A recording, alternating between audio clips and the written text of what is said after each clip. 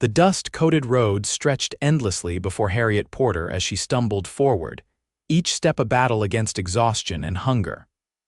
Her once fine dress, now tattered and stained, hung loosely on her diminishing frame as the merciless New Mexico sun beat down upon her. It was 1878, and Harriet had lost everything: her home, her family, and now, it seemed, her will to continue. The small town of Cottonwood Springs appeared like a mirage on the horizon, its weathered buildings wavering in the heat. Harriet clutched her meager belongings wrapped in a worn blanket and forced herself to keep moving. At 22, she had already endured more hardship than most faced in a lifetime. Just a little further, she whispered to herself, her parched lips cracking with the effort of speaking. The stagecoach that had carried her this far had departed hours ago, leaving her to walk the remaining distance to town. As she approached the first buildings, Harriet's vision began to blur. The world tilted sideways, and she felt herself falling. The last thing she saw was a pair of worn leather boots rushing toward her. When Harriet awoke, she found herself lying on a narrow bed in an unfamiliar room. Sunlight filtered through a small window, illuminating the simple furnishings: a wooden chair, a small table, and a washbasin. "You're awake," a deep voice observed. Harriet turned her head to see a tall man standing in the doorway. His face was weathered by sun and wind, with kind blue eyes that regarded her with concern.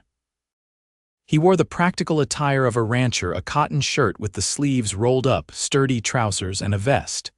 His dark blonde hair fell in waves beneath a well-worn hat. "Where am I?" Harriet asked, her voice barely above a whisper. "My place.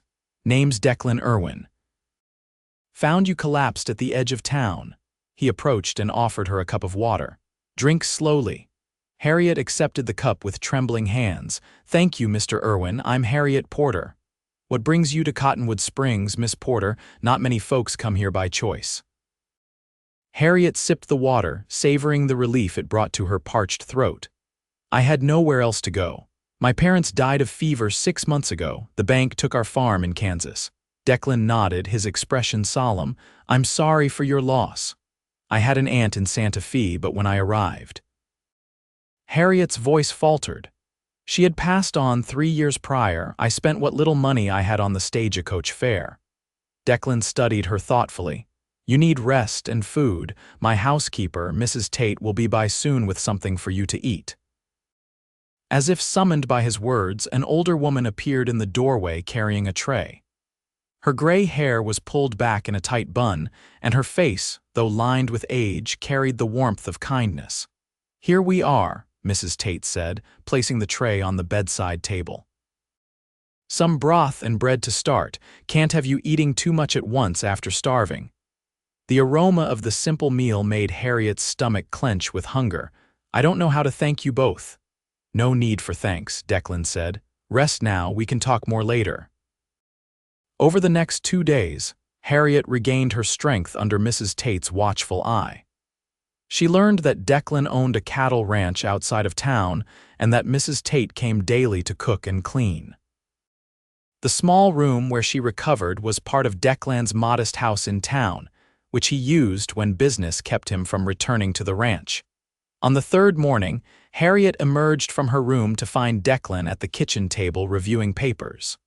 "Good morning, Mr. Irwin," she said, smoothing down her dress, the only one she owned, now cleaned and mended by Mrs. Tate. Declan looked up, a smile forming on his lips. "Miss Porter, you're looking better." "Thanks to your kindness."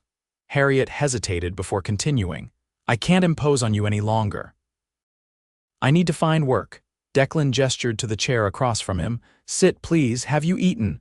Mrs. Tate left breakfast for me before she departed. Harriet sat down, her posture stiff with determination. "I'm willing to do any honest work. I'm not afraid of labor." "What skills do you have?" Declan asked. "I can cook, clean, so. I helped my father with our farm, so I know about growing things. I can read and write well. My mother was insistent on education." Harriet's chin lifted slightly. "I'll work forever for bread if necessary." Something in Declan's expression shifted, a mixture of admiration and something deeper. "Work beside me as my wife," he said, the words coming out unexpectedly. Silence filled the room as they stared at each other, both equally shocked by his proposal. Declan cleared his throat. "I apologize, Miss Porter, that was forward of me." Harriet's cheeks flushed. "Mr. Irwin, we barely know each other." "You're right, of course." He ran a hand through his hair, dislodging his hat slightly. "What I meant to say was that there's work at my ranch if you're interested. The cook there could use help, and there's always sewing and mending to be done." Harriet studied him, trying to determine if his offer was genuine. "I would be most grateful for the opportunity, Mr. Irwin." "Good." Declan nodded, seeming relieved to move past his impulsive words. "I'll be heading back to the ranch tomorrow. You can ride with me if you're feeling strong enough." The journey to Declan's ranch took most of the morning. Harriet sat beside him on the wagon bench, taking in the vast landscape of the New Mexico territory. Mountains rose in the distance, their peaks still capped with the last remnants of winter snow despite the spring warmth. "It's beautiful," Harriet said, breaking the companionable silence that had settled between them. "It is that," Declan agreed. "Harsh at times, but beautiful nonetheless." "How long have you had your ranch?" Harriet asked, curious about the man who had saved her. "Going on 8 years now. Started with just a few acres and a handful of cattle, built it up slowly." Pride tinged his voice. "My father was a rancher in Texas. Taught me everything he knew before he passed." "I'm sorry about your father," Harriet said softly. Declan glanced at her. "It was a long time ago. I was 18 when he died. Mother followed a year later. I decided to make my own way after that." Harriet understood the pain of losing parents. "It leaves a hole that never quite fills, doesn't it?" "That it does, Miss Porter. That it does." The ranch appeared on the horizon, a collection of buildings centered around a large main house constructed of sturdy logs and stone. Cattle grazed in the distance and several horses milled about in a corral near the barn. As they approached, a man emerged from the barn. He raised a hand in greeting before walking toward the wagon. "That's Ali," Declan explained. "My foreman, been with me since the beginning." Ali was a tall, lean man with a weathered face and graying beard. He helped Harriet down from the wagon with a gentle but firm grip. "Miss Porter will be staying with us," Declan explained. "She'll be helping Mrs. Garrett in the kitchen and with other household duties." Ali tipped his hat to Harriet. "Madam, welcome to the Double I Ranch." Declan led Harriet to the main house, where she was introduced to Mrs. Garrett, a robust woman in her 50s with a no-nonsense manner but kind eyes. "Could use the help, that's for certain, Mrs. Garrett said, appraising Harriet. "Got 6 hungry cowhands to feed, plus the boss here. Come along, I'll show you where you'll sleep." Harriet's room was small but clean, with a narrow bed, a chest of drawers, and a small window that looked out over the ranch yard. It was more than she had dared hope for when she arrived in Cottonwood Springs. Life at the Double I quickly fell into a rhythm. Harriet rose before dawn to help Mrs. Garrett prepare breakfast for the ranch hands. The days were filled with cooking, cleaning, and mending. In the evenings, after the men had been fed, Harriet often sat on the porch watching the sunset, savoring the moment of peace before retiring to bed. Declan was often busy with ranch business, but he made a point to check on Harriet regularly. Their conversations were brief, but increasingly comfortable as the days passed. 2 weeks after her arrival, Declan found Harriet in the garden behind the house, where she had begun to plant vegetables with Mrs. Garrett's blessing. "You've got a good touch with growing things," he observed, watching as she carefully set a tomato seedling into the soil. Harriet looked up, shielding her eyes from the sun. "It reminds me of home. My mother had a beautiful garden." Declan squatted down beside her. "Mrs. Garrett says you're a godsend in the kitchen. She's too kind. I'm just happy to be useful." Harriet patted the soil around the seedling, "and grateful for the opportunity you've given me." "There's a social in town this Saturday," Declan said, the words coming out in a rush. "Dancing food. Thought you might like to go." Harriet blinked in surprise. "Are you asking me to accompany you, Mr. Irwin?" A flush crept up Declan's neck. "I am, Miss Porter, if you'd care to." I would like that very much, Harriet said, a smile spreading across her face. Though I'm afraid I don't have anything suitable to wear to a social. Mrs. Garrett might have something, or perhaps we could ride into town tomorrow and see what the mercantile has. Declan stood, offering his hand to help her up. Harriet accepted his hand, noting the strength in his grip and the gentleness with which he helped her to her feet. "Thank you, Mr. Irwin." "Declan," he said. "I think after all this time you might call me Declan." "Declan?"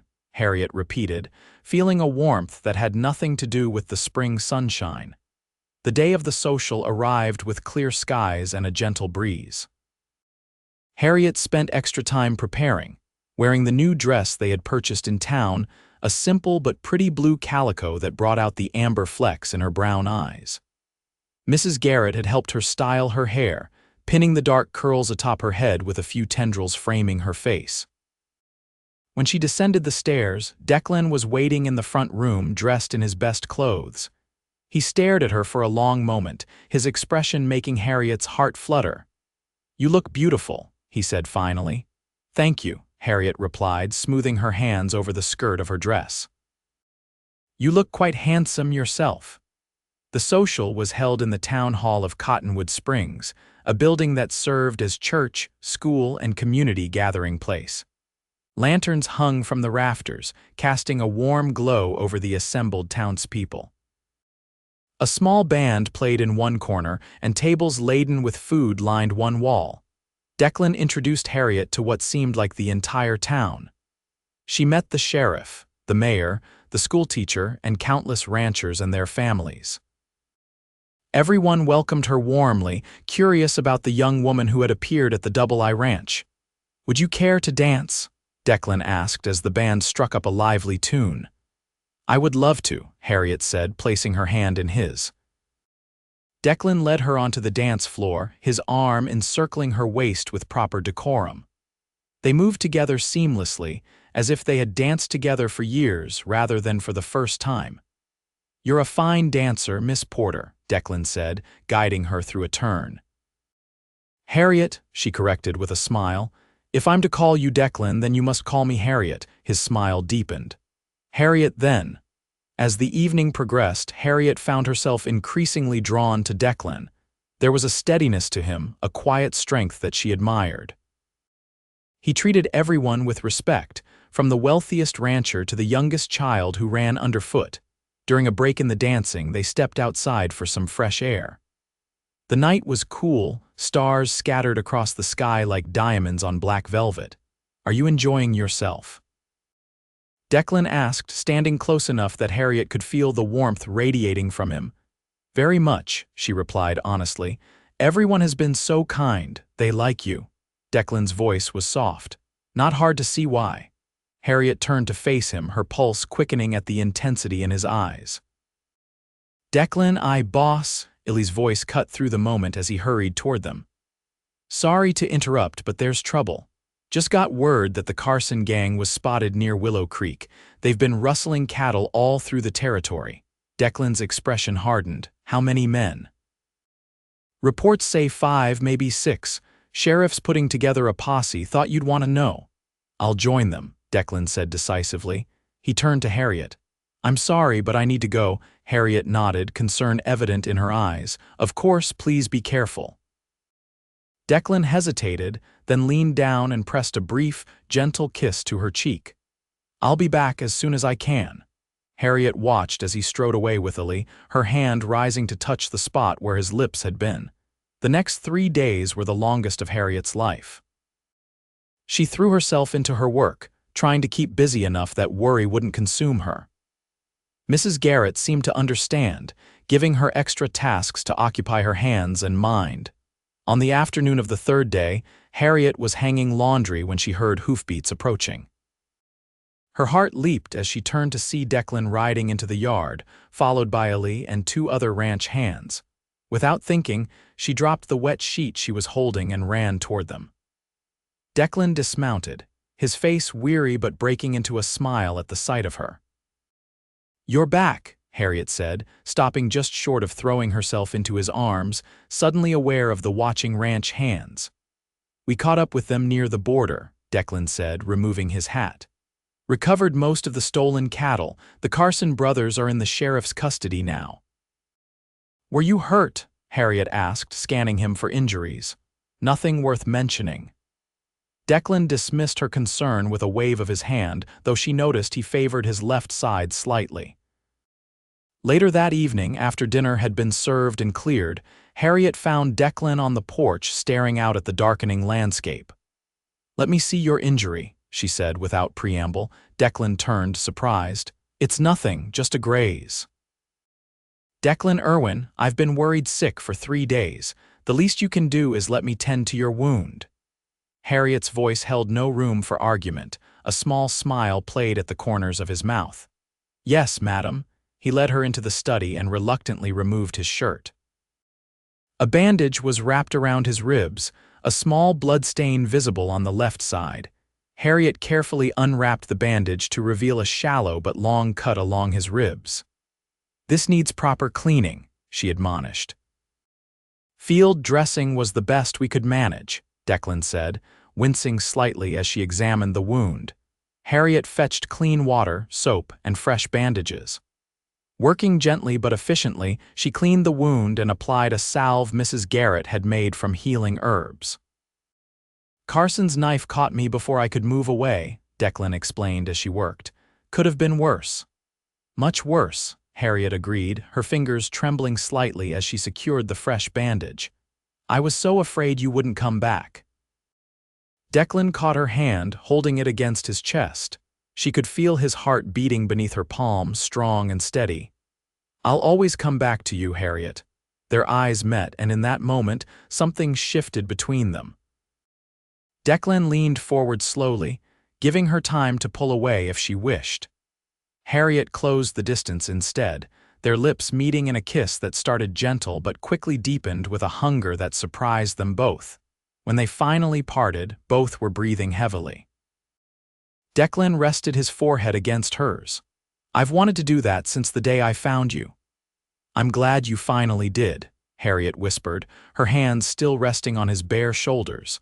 The summer months brought long, warm days and a deepening relationship between Harriet and Declan. They rode together in the evenings, exploring the vast ranch lands. Declan taught her to shoot, insisting that every woman in the territory should know how to defend herself. Harriet's garden flourished under her care, providing fresh vegetables for the ranch table. Their courtship was conducted under the watchful but approving eyes of Mrs. Garrett and the ranch hands. Declan was careful to maintain proprieties, never keeping Harriet out too late or alone in circumstances that might cause gossip. One evening in late August, Declan suggested a picnic by the creek that ran through the northern part of the ranch. The spot was one of Harriet's favorites, shaded by cottonwood trees with wildflowers dotting the banks. They spread a blanket on the grass, and Harriet unpacked the basket she had prepared fried chicken, biscuits, fresh tomatoes from her garden, and an apple pie. "You spoil me," Declan said, biting into a piece of chicken. "You deserve spoiling now and then," Harriet replied with a smile. "You work harder than anyone I know." They ate in companionable silence, enjoying the peaceful setting and the gentle sound of the creek. After they had finished, Declan leaned back against a tree trunk, pulling Harriet to sit beside him.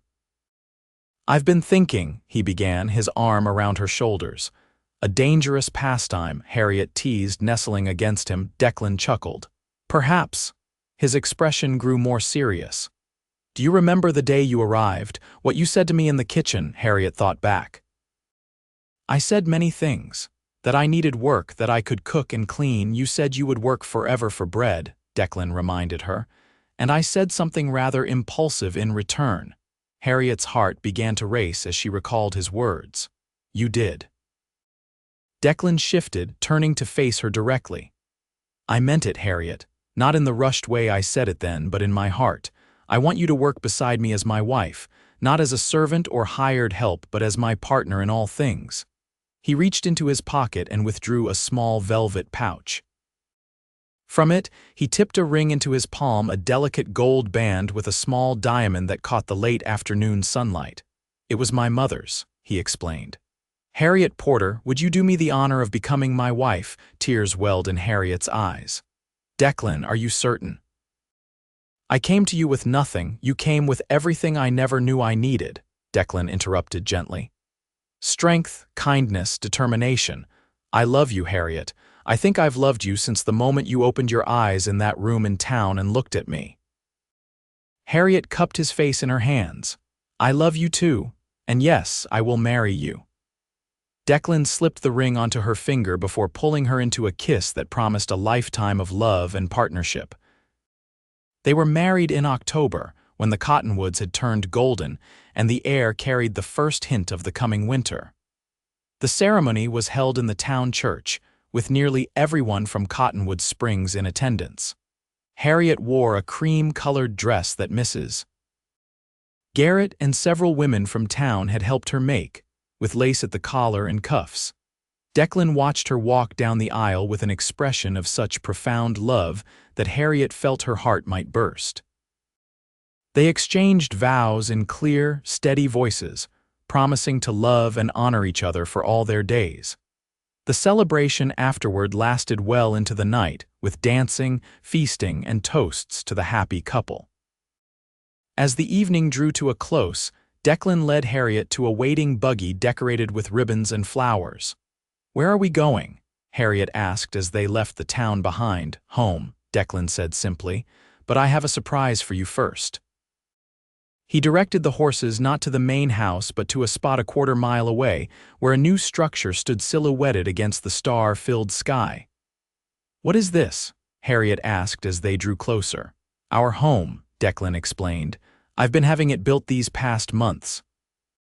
The main house will be for the ranch business and hands. This is just for us. The house was smaller than the main ranch house but beautifully crafted, with a wide porch wrapped around the front and one side. Inside, Harriet found rooms filled with a mixture of new furniture and family pieces that Declan had stored away. It's perfect, she breathed, taking in the cozy parlor with its stone fireplace and the kitchen with windows that would overlook her garden come spring. There's one more thing, Declan said, leading her to a room off the main hallway. He opened the door to reveal a nursery complete with a hand-carved cradle. For our family, he said softly, whenever we might be blessed. Harriet turned to him, tears of joy streaming down her face. How did I get so fortunate? From starving and alone to this to you in less than a year. Declan gathered her into his arms. We found each other when we needed each other most. Some might call that luck, I call it providence. Providence indeed, Harriet agreed, rising on tiptoe to kiss her husband. The years that followed were filled with hard work, joy, and the inevitable challenges of life on the frontier. The Double I Ranch prospered under their joint stewardship, expanding its boundaries and its herds. Harriet's garden grew as well, eventually supplying not only the ranch but also providing excess produce to sell in town.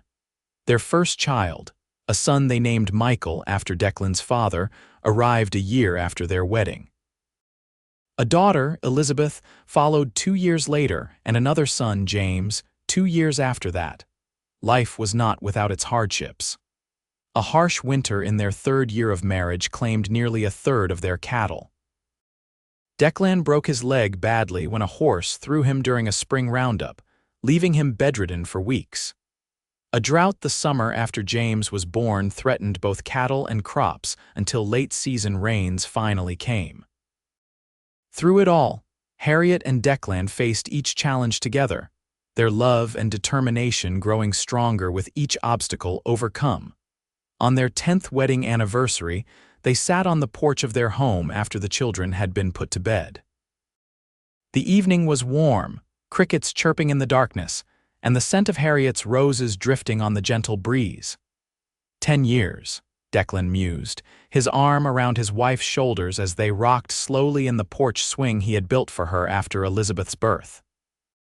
Seems like yesterday and a lifetime ago all at once. The best years of my life, Harriet said, leaning her head against his shoulder, though I suspect the best is yet to come. Declan pressed a kiss to the top of her head. Remember what you said that day in my kitchen. About working forever for bread, Harriet smiled at the memory. And you asked me to work beside you as your wife. I thought you had lost your mind. I had, Declan admitted with a chuckle. Lost my mind, my heart, everything to you in that moment. Well, I'm glad you did, Harriet said, turning to face him. Because working beside you has been the greatest privilege of my life. And loving you has been mine, Declan replied, drawing her into a kiss that, even after 10 years, still held all the passion and promise of that first one by the creek. As they sat together watching the stars emerge in the vast New Mexico sky, Harriet reflected on the journey that had brought her here from desperation and hunger to love and abundance. The path had not always been easy, but with Declan beside her, she had found not just bread but a feast of joy, purpose, and love that would sustain them for all their days.